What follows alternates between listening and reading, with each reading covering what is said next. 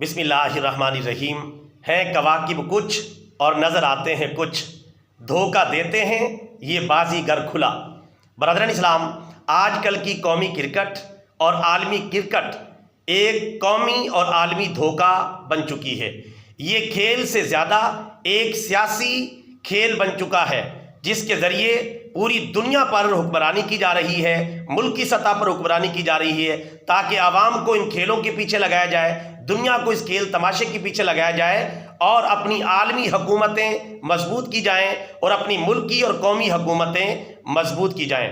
پوری قوم کو اس کرکٹ کے پیچھے لگا دیا گیا ہے، کھیل تماشے کے پیچھے لگا دیا گیا ہے۔ بہرحال ہمیں تو بحیثیت مسلمان اس کھیل کا جائزہ لینا چاہیے۔ آج کل یہ کھیل بہت سارے گناہوں کا مجموعہ بن چکا ہے۔ مثال کے طور پہ کرکٹ میچوں کے اوپر سٹہ کھیلا جاتا ہے، جوا کھیلا جاتا ہے، اس کے ذریعے بے پردگی کے مناظر عام ہو رہے ہیں، اسٹیڈیم کے اندر مکمل غیر شرعی ماحول ہوتا ہے اور بہت سارے گناہوں کا یہ کرکٹ مجموعہ بن چکی ہے۔ نمازیں ضائع ہوتی ہیں، نماز جمعہ ضائع ہوتی ہے اور کافروں کے ساتھ میل جول اتنا زیادہ بڑھ گیا ہے، یعنی پتہ ہی نہیں چلتا کہ یہ کرکٹ کا شوقین مسلمان ہے یا کافر ہے۔ ایک ہی طرح سے اچھلتے کودتے نظر آتے ہیں، ناچتے کودتے ہمیں نظر آتے ہیں۔ یعنی یہ کھیل جو کافروں کی پہچان ہوتے تھے، اب یہ مسلمانوں کی بھی پہچان بنتے چلے جا رہے ہیں۔ لہٰذا ہمیں اس حقیقت کو سمجھنا چاہیے اور مسلمانوں کو اپنے اصل مقاصد کی طرف آنا چاہیے۔ قرآن و سنت کی دعوت،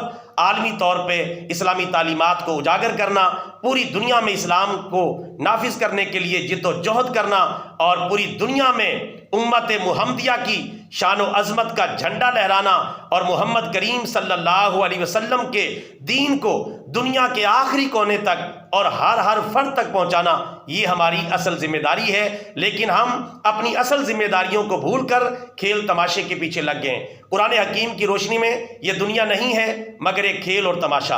اصل زندگی آخرت کی زندگی ہے کہ کاش لوگ اس بات کو سمجھ لیتے۔ اگر ہمیں یہ بات سمجھ میں آ جائے تو بڑی اچھی بات ہے، ورنہ ہم قدم بہ قدم تباہی اور بربادی کی طرف بڑھتے چلے جائیں گے۔ اللہ تعالیٰ ہمیں حقیقت حال کو سمجھنے کی توفیق عطا فرمائے اور اپنے لیے صحیح راستہ اختیار کرنے کی توفیق عطا فرمائے۔ یاد رکھیں، یہ کرکٹ کے میدان کے گرگٹ یہ ہمارے ہیرو نہیں ہو سکتے۔ ہمارے ہیرو تو خالد بن ولید ہیں، محمد بن قاسم ہیں، ٹیپو سلطان ہیں، محمود غزنوی ہیں اور دیگر مجاہدین اسلام اور علماء اسلام جنہوں نے عالمی سطح کے اوپر اسلام کو اجاگر کیا، وہ ہمارے اصل ہیرو ہیں، یہ ہمارے اصل ہیرو نہیں ہیں۔ آخر میں اس شعر پر اپنی بات کو مکمل کروں گا۔ وہ جن ہاتھوں میں اے حق حق کبھی تلوار ہوتی تھی، ان ہاتھوں میں کنگھی، آئینہ یا پھر گیند بلہ ہے۔ اللہ تعالیٰ ہمارے حالات کی اصلاح فرمائے، آمین ثم آمین۔